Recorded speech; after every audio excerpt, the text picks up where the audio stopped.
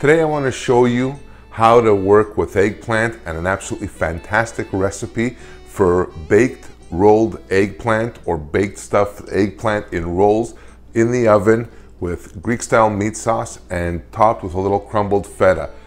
I'm telling you, it only looks and tastes like it took 4 days to make, but it really is simple.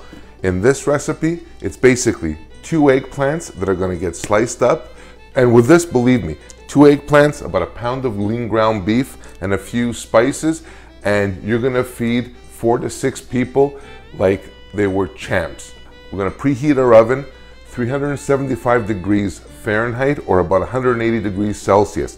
For this recipe, traditionally the eggplant or the sliced eggplant is fried, but in order to maintain all this, first things first, you're gonna use a slicing knife and basically just remove the top of your eggplant and the bottom so it's got like a little place to rest. We're gonna get rid of this, and I guess the best way to do this is slowly start slicing your eggplant. And what you're going to do, or ultimately what you're going to be looking for, is slices that are about, give or take, 1/4 of an inch thick. All right, so now that our eggplant is all sliced up and we've got pretty well even slices, about 1/4 inch thick, all I'm going to do is just spread out the eggplant and just add a little bit of salt and a little bit of fresh cracked black pepper to this. That's it. At this stage, a lot of people will add a little olive oil. Not yet, only because it'll absorb the oil and the eggplant will become very, very heavy.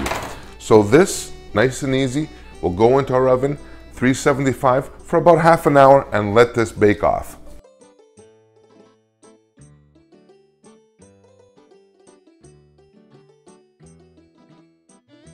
The next part of this recipe is very simple as well. It is just the traditional Greek meat sauce, and there's nothing to it. So we're gonna fire up our pan here, get that preheating.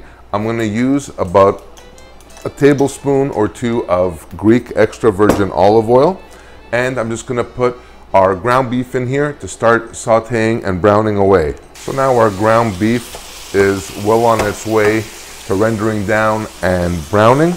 The next part of this is we're gonna chop up a little bit of onion, get that off and going. Also, when it comes to cooking or browning onion with garlic, like in most sauces, I tend to add the garlic a couple of minutes or so after I add the onion because the garlic is smaller and will cook faster. And believe me, there is nothing worse than burnt garlic in your sauce or in your food. It just tastes awful, and it has this kind of bitter taste. Not good at all. All right, next in time for our garlic. For this, I'm using 2 or actually 3 cloves of garlic because they're a little on the small side, but a couple is fine. And really, garlic is a personal preference. Frankly, cheese and garlic are 2 things that you can never have actually too much of in a recipe, but that's just me. So that's cool. Our garlic is in.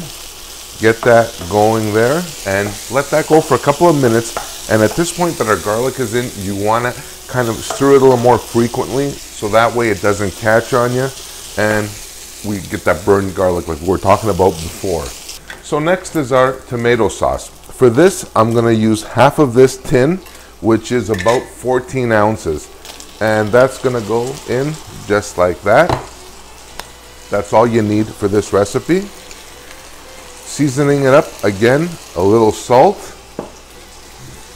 a little fresh cracked black pepper goes into this as well. So this next ingredient is going to give you that traditional Greek hum, which is a little bit of cinnamon. And you're going to use maybe half a teaspoon, not much. And this is one of these cases where a little bit goes a long way. At this stage, this is optional. If you want to add a little bit of heat to your sauce, I'm adding some of my own cayenne pepper, and it's totally up to you. But for this, I am literally using 1/4 of a teaspoon to maybe half a teaspoon, nothing more than that. You want a little bit of heat, but you don't want to have your guests feel like their colon exploded. Not a good thing. Now the trick to this sauce as well, you want to keep it a little on the thick side. The reason for that being very simple. When it's time for us to roll out our eggplants, we don't want this sauce to be too runny and it's oozing out all over the place. We want to have a little bit of body to it.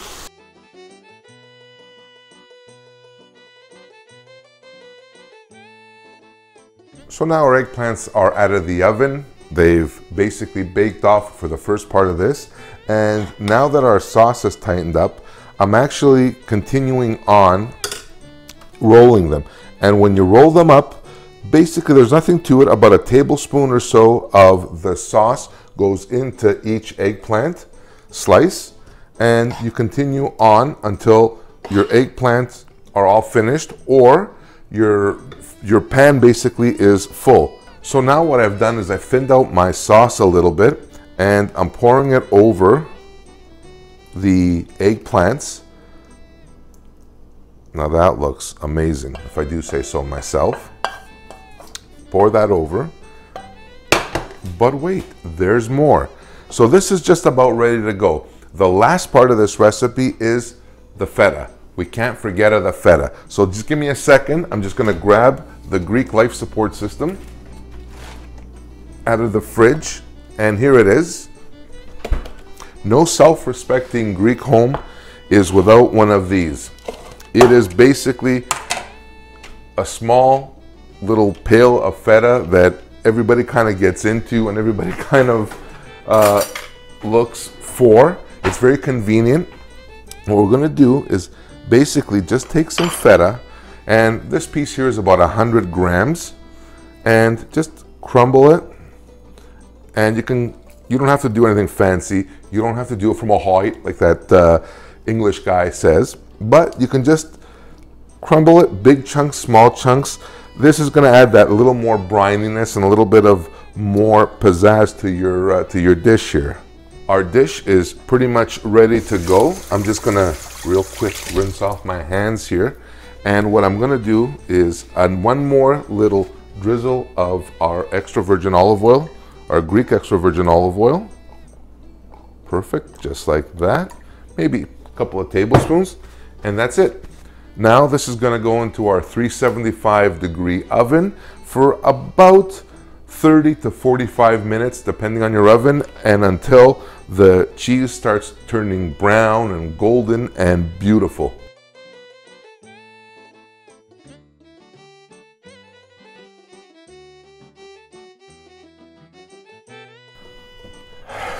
All right, so here's the thing.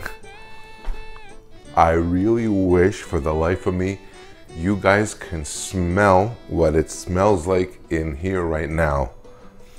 Like it's like this choir of angels is like singing Greek songs in my head. This smells so delicious. Absolutely fantastic, and I can't wait to jump into this right now. I'm gonna try it even though it's really, really hot. I'm just gonna give it a whirl because I absolutely need to taste this. It's absolutely fantastic. I'm just gonna cut a little piece off the side here and get a little piece of the feta too. Oh my God. Just look at this. A nice piece. Okay, that's like really, really hot. My juices are flowing. This is...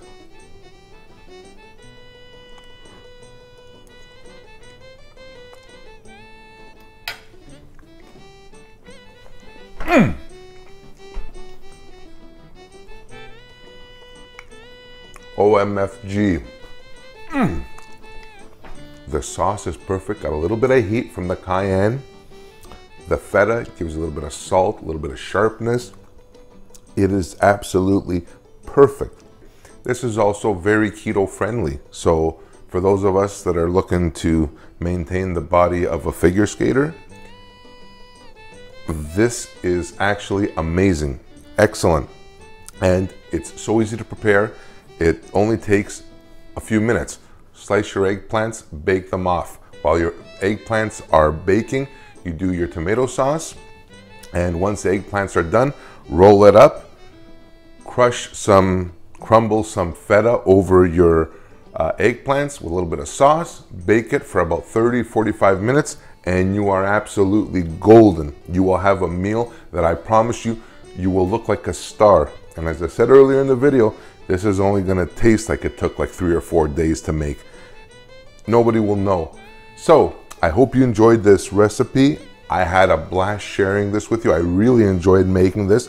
I make this fairly often.